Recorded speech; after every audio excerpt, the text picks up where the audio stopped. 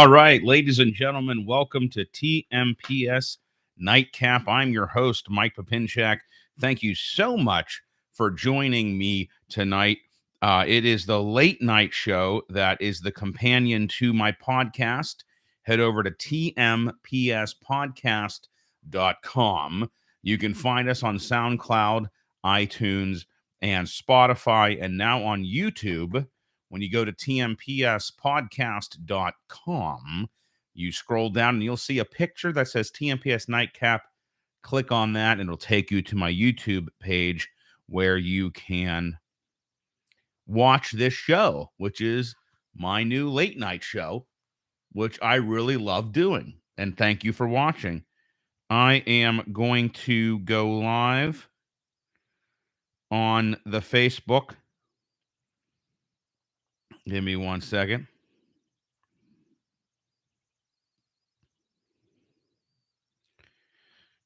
That is going to be going live in 3, 2, 1. And that is now live. So let's get going. This was just Easter weekend.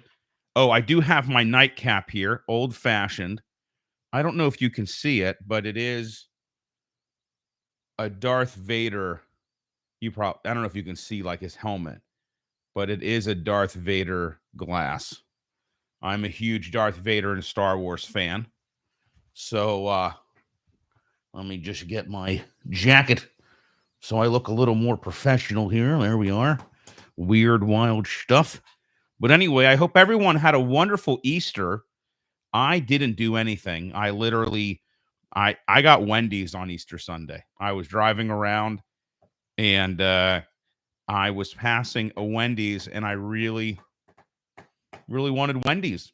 So I got Wendy's, but I did have what did I have for dinner? I had a bacon wrapped filet mignon with some vegetables for dinner, but I had a very chill Easter. I didn't even go to church or anything. I really should have, but I don't know. It was just a very relaxed, no frills kind of weekend for me, and I was getting pumped to doing the late night show on Monday night. I hope that it's every weekday night, just like the big guys on late night. This should be your new destination for late night, because when you're watching on YouTube or Facebook, you can actually interact with me, and that is the whole goal of the show. So let's get started. Like I said, it was Easter, and obviously the White House does celebrate holidays, and they do celebrate Easter. And we all know Easter is a very Christian holiday, as it is celebrating the death and resurrection of our Lord and Savior, Jesus Christ. And obviously, during his speech, Biden, offered no mention of God, which completely makes sense. First off, he probably doesn't write one word of any speech that he gives or anything that he says. And, he's supposedly a Catholic, which, and so is Pelosi. And if these bishops had any balls, those two, Biden and Pelosi, for their support of abortion alone, should have been excommunicated from the Catholic Church decades ago. I mean, like, are we going to have faith or not? Are we going to have a religion or not? Are we going to have what we believe or not, to be completely honest?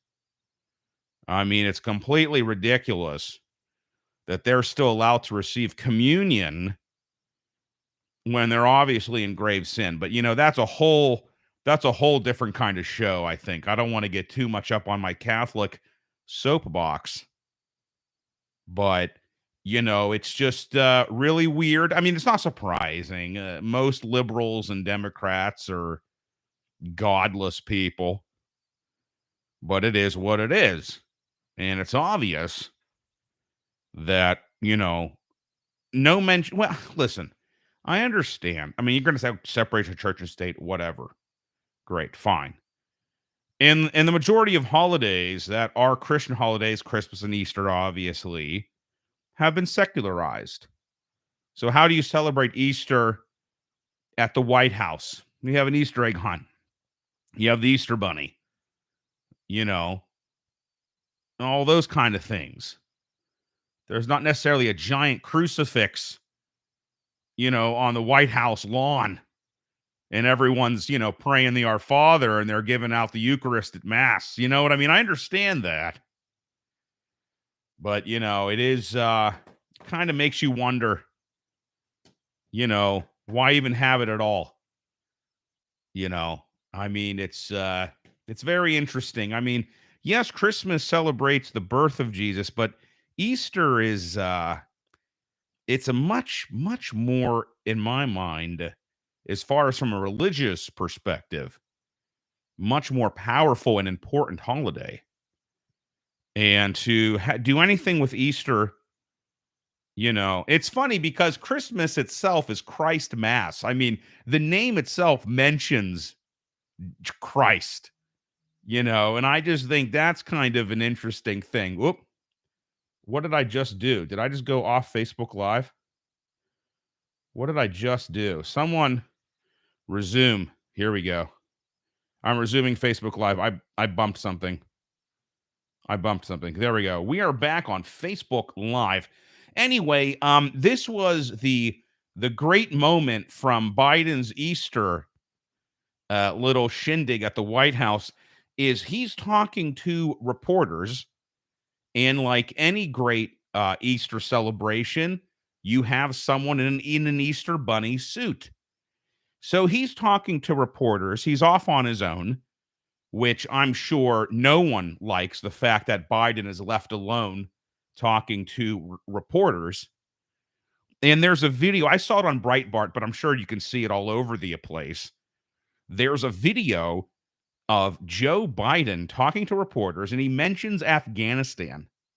After mentioning Afghanistan, the Easter bunny literally comes over as if he has like an earpiece in his ear where he could hear everything Biden is saying. Or maybe he's like a Secret Service or CIA agent who's, meant to keep Biden kind of, on track here. Biden mentions Afghanistan. The Easter bunny comes over, gets between him and the reporters, waves his hands, and leads Biden away. I mean, guys, that is something. When the Easter bunny is the one who is keeping the commander-in-chief in line. Guys, this is not good. I mean, that's embarrassing. Can you imagine other countries seeing other leaders, Putin, seeing that kind of behavior? Oh, I forgot to do a watch check. I'm wearing a ridiculous watch tonight. There's this company on Pin Time that I discovered, and this is a totally iced out Cartier, but it's not. It's a $30 Pin Time. You buy them on Amazon, Pin, like PIN Time. They're $30, and it looks like an iced out. Like this watch would be like $500,000 if you actually bought the real one, all aftermarket iced out. They're totally hysterical.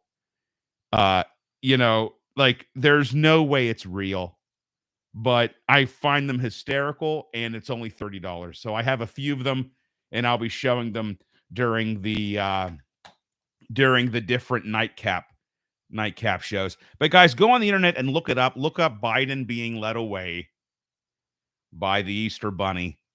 After his words with the reporters, we're just getting too detailed about Afghanistan.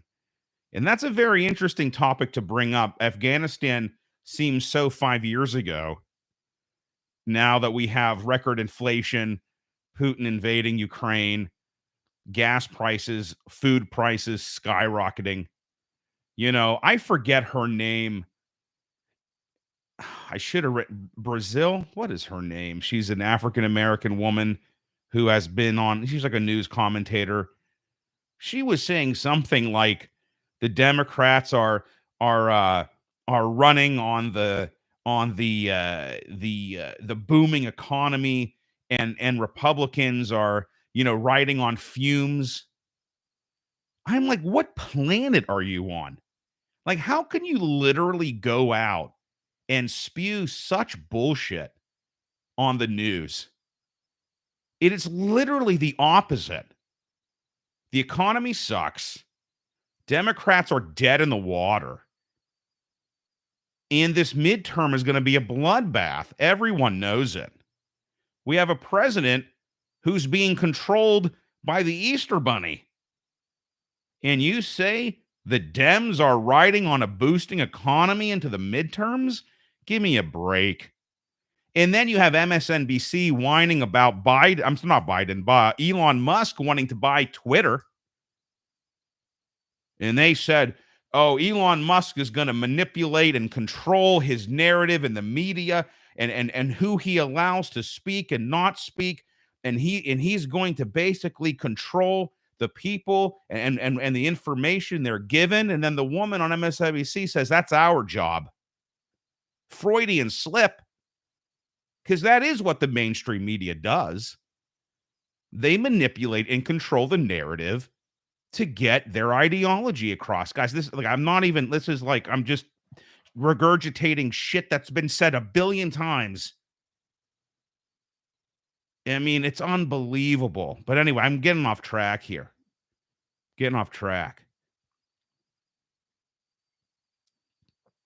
Listen, I don't follow soccer because I'm an American and we have real sports here. I'm joking. I'm sure soccer's a great sport.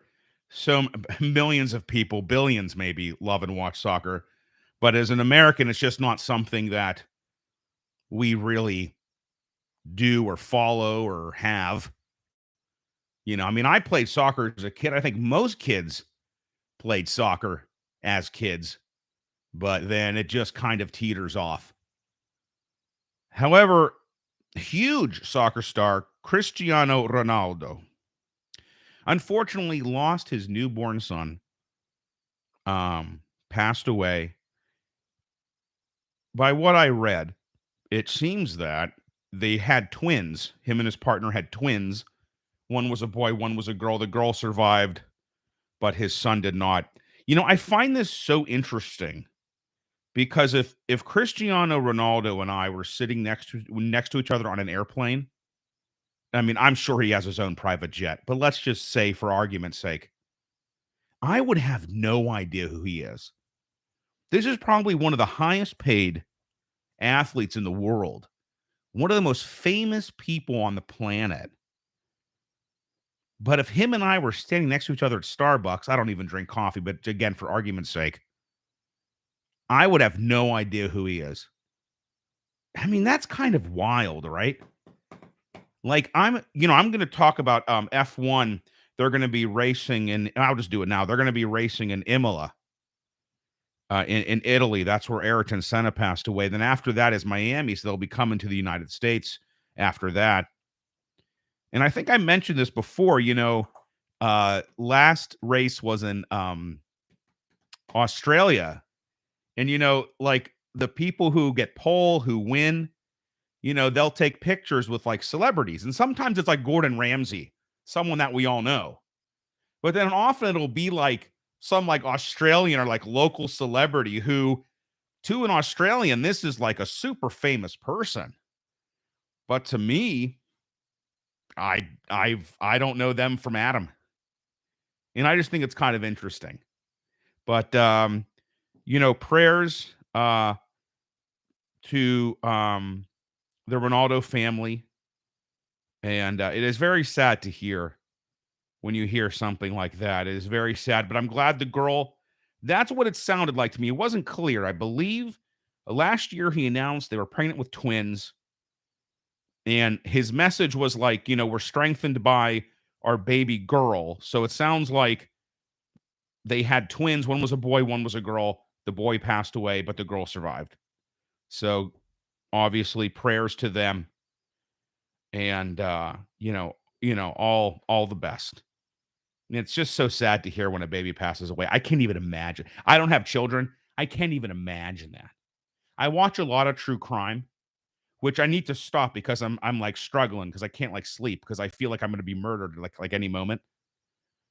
And I was watching this one, about, a young woman who, uh, got murdered by a neighborhood kid.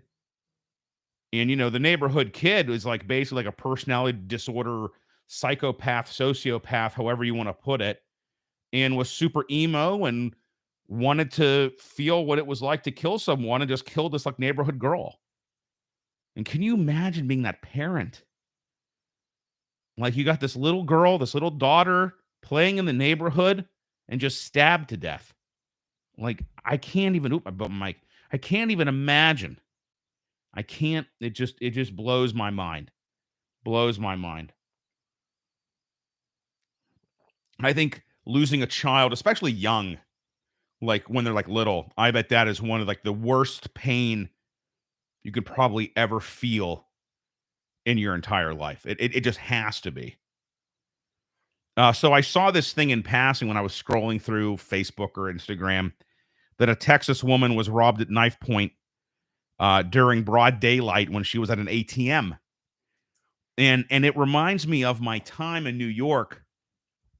You know, New York City is such a charming place to live, and uh, the mentally unstable slash deranged homeless people that you get to meet when you walk home after work or after school, after rehearsal, after whatever, just really add to the flavor. And I'll never forget. Okay, so this is nuts. I go home for Thanksgiving. My bank, it was a Chase Bank, was just across the street. Okay. Which is kind of why I chose it because it was literally across the street and there are Chase banks all over New York. So I go home for Thanksgiving. I come back and I say to my doorman, "What happened to the bank?" He goes, "Oh, it burned down over Thanksgiving." I said, "What?" He said, "Yeah, it burned down." I was like so confused. So there was an open storefront across the street. So they put in a temporary bank, but before, when actually I think it just became the bank. But again, when I moved, the burned down bank still hadn't been rebuilt or redone. So they had this temporary location across the street. But before that temporary location was put in, they had a van outside of the old location that had burnt down. It was an ATM van. So the side of the van opened and there were two ATMs. Now, usually when you go to a bank at night or after hours, there's a vestibule. So you have the doors, and then there's an area with an ATM, and then there's the door to go into the bank. Now, after hours, obviously, the door to go into the bank is closed, but you can still get into the vestibule. And in New York, you usually have to slide your ATM to open those outer. I'm sorry, slide your debit card to open those outer doors to let you in. Okay. However, this was just an outdoor exposed ATM van. And there was a homeless woman who would often, as I would drive home, ask me for money. You got any money? That's how she spoke. And she was mentally disturbed. Like, a lot of homeless they have mental problems. They literally cannot take care of themselves. I mean, you can put them on medication, but when are they going to take them? How do they know like when to take them? I remember this very powerful West Wing episode where they're going on and on with this pharmaceutical company on why they're not giving drugs to African citizens. When they have all this money, they're a huge pharmaceutical company.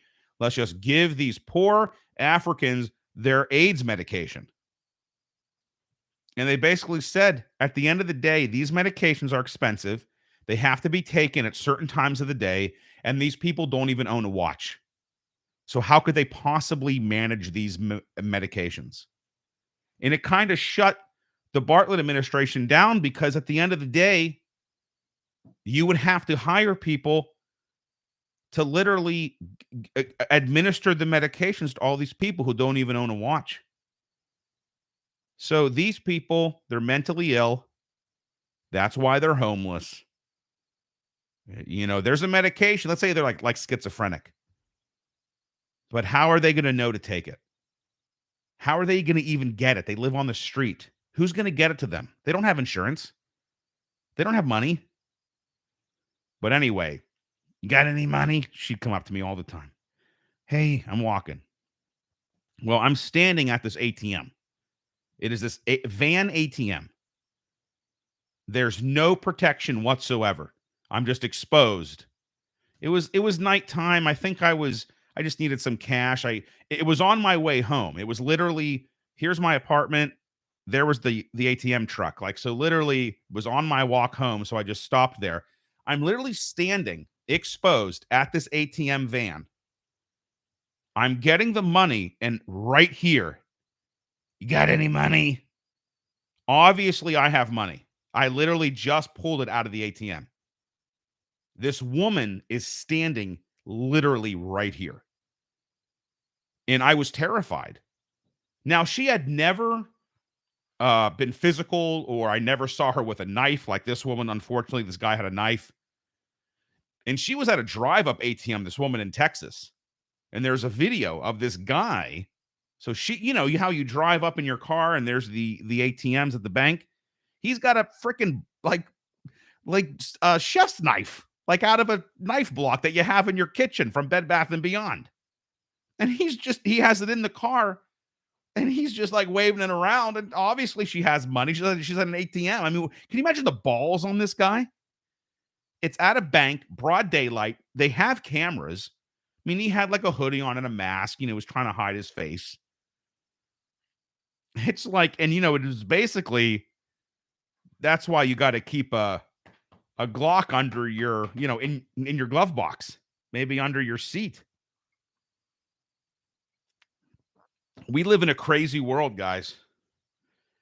We live in a crazy world. And you know what? Speaking of crime, I was going to talk about this last, but in Pittsburgh, so on Sunday, Easter Sunday, I was driving somewhere, and I put it into my nav, and it said your route might be affected by the North Side shooting. And I was like, I'm not even going to I'm passing the North Side, but I'm going to be on a highway. I'm not going to be in the North Side of Pittsburgh. So obviously I had to Google this, because I thought, well, if this is an active thing, maybe I will be, maybe this will be an issue. Like, I might have to completely, look at my tie. Look at that. Completely reroute myself if there's this like active shooting going on. I don't know, because it happened late at night. So it happened technically Sunday morning at like 12:30 a.m. And basically 2 juveniles dead, 8 injured. There were 200 people at this Airbnb on the north side of Pittsburgh. And they were mostly minors, like 14-year-olds. Apparently 50 shots were fired. They had rifle and pistol shell casings. 2 young people, 2 juveniles dead, 8 injured. And the guy who books that Airbnb, I guess who owns it or whatever, has been banned for life. Now, this I kind of have an issue with. Obviously, when people die, so apparently the guy who books the Airbnb said no parties, no one under 18. Basically, all the rules were set that what was happening that night was not allowed. First off, 200 people is insane. I mean, I don't know how big this Airbnb was. That's a lot of people. And neighbors said that literally there were 14-year-olds lined up down the street to get into this party. So he had all the rules set, and I've never done an Airbnb. So you book an Airbnb, let's say I own an Airbnb or whatever. I say, these are the rules, and I get a booking. I mean, you're not there, right? You're not just standing there monitoring. You're not babysitting these people, even though they needed babysitters at 14 years old. So banning him for life, I guess at the end of the day, when people died, minors, on Easter weekend, there are families that yesterday, this Easter, were down of two families, down a family member. Instead of enjoying the weekend, they were funeral planning, mourning. I believe it was two young men mourning the death of their sons. So I could understand that Airbnb just might, this guy can no longer book Airbnbs because, but it's like, it's so weird though, because I don't know all the circumstances. I don't think that the article didn't really go into detail about who this guy was and the circumstances. I don't even think it went into who actually booked the Airbnb, right? But banning him for life, I guess when you're the Airbnb company, I guess you really don't have a choice. Two young men died, and whoever owns that property is, I guess, in some way responsible. But at the other end of it, how would he even know this was going on? See, that's what I'm interested in. You have an Airbnb. Who owns it? How does that work? See, I thought Airbnb was like, yeah, no, it's kind of like, you have a property and you rent it out. I mean, I don't know. It's not just like having a spare bedroom, right? I guess you could do that too, but it's more like instead of having a hotel room, you do an Airbnb. So the guy was banned for life. I guess it's really the only thing that Airbnb could do is they had to ban this guy. Two young men, two minors died. I don't know how old they were, but they were under 18. Died, 50 shots fired, rifles and pistols. I mean, it's incredible. And I actually passed by the house. So I saw a picture of the house on the article. And as I was driving on Sunday, I passed by it. There were news vans. I was on the highway and you could see it right from the highway. And there were news vans outside and everything. Pretty wild. And what's also interesting is this is right after that Brooklyn shooting, which I've talked about, the Brooklyn subway shooting. Also over Easter weekend, 9 injured in South Carolina in a shooting and 14 hurt. So one was in Columbia, South Carolina. The other one was another place in like Hampton County, I believe, in South Carolina. What the hell's going on down in South Carolina? 2 shootings over Easter weekend. I'm a big gun rights guy. I'm a big NRA guy. But, I think what's going on is I think there's just a lot of like, I had a friend who basically said, you can't move back to New York City. It's just too dangerous. I mean, to hear about a subway shooting, when I lived there, you never heard anything like that. Yeah, there was a shooting in Manhattan when I lived there. I think there was a gunman at one point. But, it's not, I mean, that to me was just so surprising. That really was very surprising. But I think a lot of people are on edge. There's a lot of on edge people, COVID, the lockdowns, everything. Just you got a lot of on edge people. New York, my friends say don't move back. Lots of crime. You can't go down in the subway. Just not good. Listen, I got my iced out. Oh, Jason's not watching. I wanted to show Jason he was just watching my iced out fake $30 watch from Amazon. I should just start wearing this, just like to the gym. People be like, "Oh my god, that guy is wearing $500,000 on his wrist, and he's on a treadmill.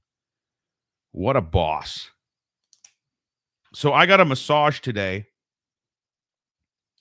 and it wasn't my regular massage therapist.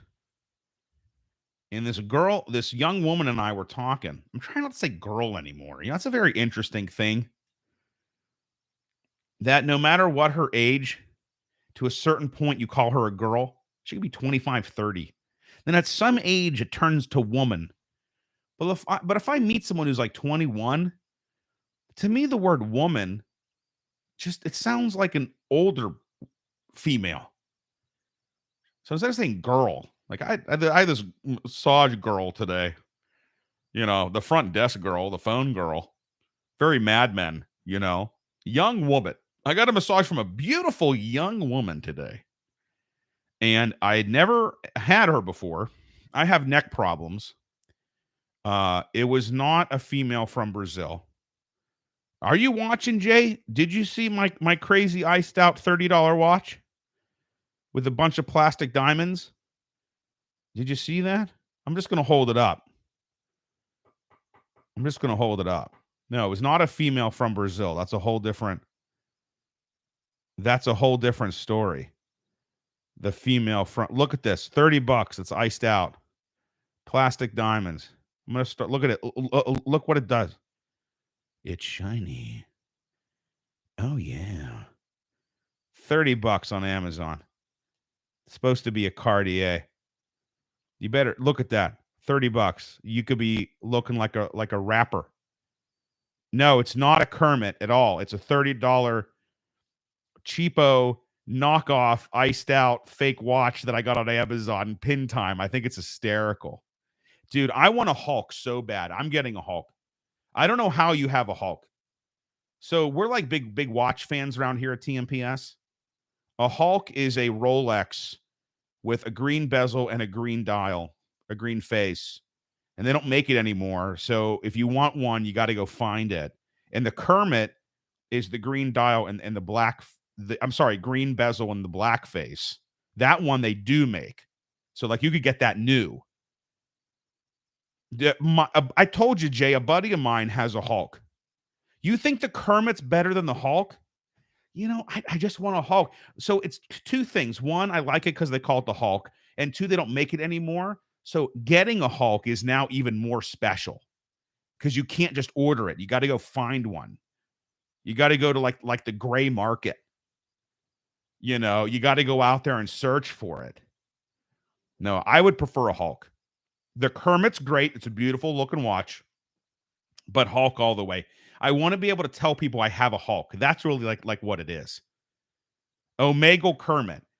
Guys, I see Jared. Hulk is greater than Kermit. I totally agree, Jason. I have to say, listen, go on Omegle. Just type in Omegle, Omegle, and Kermit the Frog, and he's looking for some baddies. It is hysterical.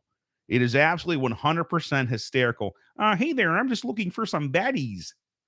Oh my God, it's not right. It's not right. The internet, the human race invented this great thing called the internet, and like most things that humans do, we've absolutely ruined it with just horrible, just perverted, deprived things.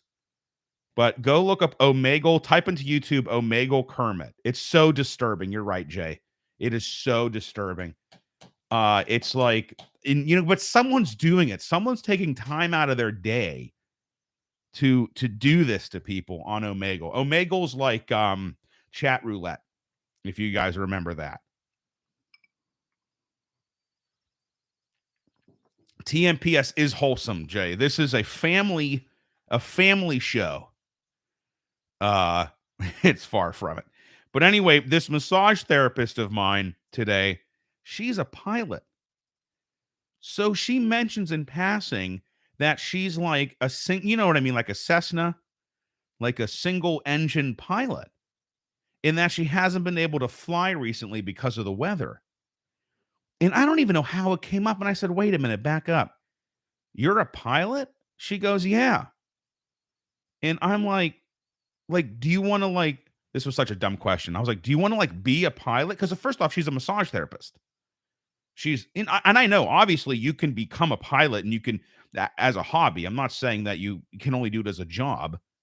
I know people who have their pilot's license and they have a job, and then they, on the weekends, they have a plane, or she can rent a plane. She's in a pilot club at a Beaver County airport, and she flies planes. And I was blown away by this because, if you met her, I don't think what you would think is pilot. And I know that sounds weird, but there might be someone you meet, like a middle-aged guy, and you think, that guy's probably flies planes. He has a certain look. You meet this young woman, and you would say to yourself, there is no way she's a pilot. I mean, it wouldn't even cross your mind that she's a pilot. And I just want to talk. That's all I want to talk about, the whole massage. I was like, I want to hear all about this. I think this is I'm terrified of flying. I hate airplanes. I don't even like going to the airport. Like if I have to pick up someone at the airport, I don't even like going to Moon Township look, I'm stuttering. I'm so anxious just even talking about airplanes that I start to stutter because flying brings me so much panic and anxiety that I literally like if my sibling was like, I'm flying in and pick me up at the airport, I'd be freaking out for days. And I'm not even flying. I'm just going to the airport. And I'm already if I see someone on a fake airplane on a TV show, I get anxious. Flying, I don't know what it is about it, but it freaks me out. But hearing about her being a pilot and what she said was she has gone to all 50 states. She loves to travel. She's gone out of the country, few foreign countries here or there. And one day she was like, you know what? I want to be in the front of the plane. I'm flying to all these states, all these countries. I want to be in the front. And she got her pilot's license. And I said, well, do you want to like be a pilot? She seems young. Like, massage therapy could be career number one or, and then maybe I said, do you want to like fly for Delta? Like, do you want to be like a pilot? And she said, well, right now she's working on her commercial license. Now, commercial is not necessarily working for Delta, even though we call them commercial airlines. That's actually people, I think she said it was called like people transport license or something. Like a commercial license is you could hire her to like do certain flights here or there. But there's a whole nother level to becoming an actual commercial airline pilot, like for Delta and such. That's a different thing. But she's kind of like, maybe. I think this is something that started out as a hobby for her. And it could be now, maybe moving into something a little more long term. But I just thought it was the coolest thing. Because I got to tell you, you can't judge a book by its cover. When I met her, that didn't even cross my mind that she would even be like, I don't even, it blew me away. I was very impressed. And I think it's because I could never do it. It's something so far from my ability, just mentally and physically. I don't think I could ever fly a plane or be a passenger in a Cessna, a single engine plane. Those are the kind of planes that people die in. I'm not interested. And we actually talked about how those little planes are much more restricted than the bigger planes, so they don't have as much power. Commercial jetliners have a lot of power and can fight cold weather and can fight well, she did have a good technique. She was very good. She was very good at what she did. And this is a wholesome show, so I mean her massage technique. But anyway, so uh anyway, so like when I was in Wisconsin, we were talking about the fact like when I was in Wisconsin, it'd be like -10, -15, but I'm still flying. Where a single engine Cessna like she flies can't fly in that weather. It's just it doesn't have the ability to do that. But those big jetliners, like the bigger planes, they have more power and they can fly in that kind of weather. But I just thought it was like the coolest thing. I literally thought this is the cool like I was like, I want to hear more about you being a pilot. And maybe that's how I can get over my fear. Maybe I need to go up with her. Because you know what? Having her explain to me how the planes work actually was giving me some like comfort.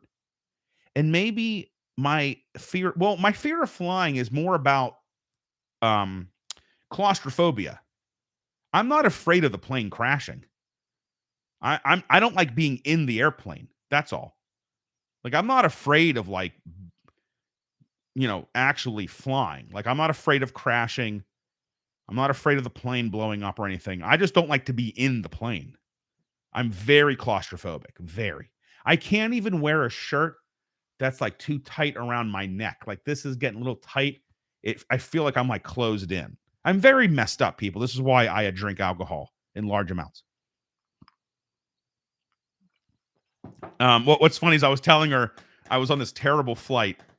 Um, and I said, listen, I got 2 tranquilizers on board and a Manhattan. I'll fly anywhere. That's how I fly.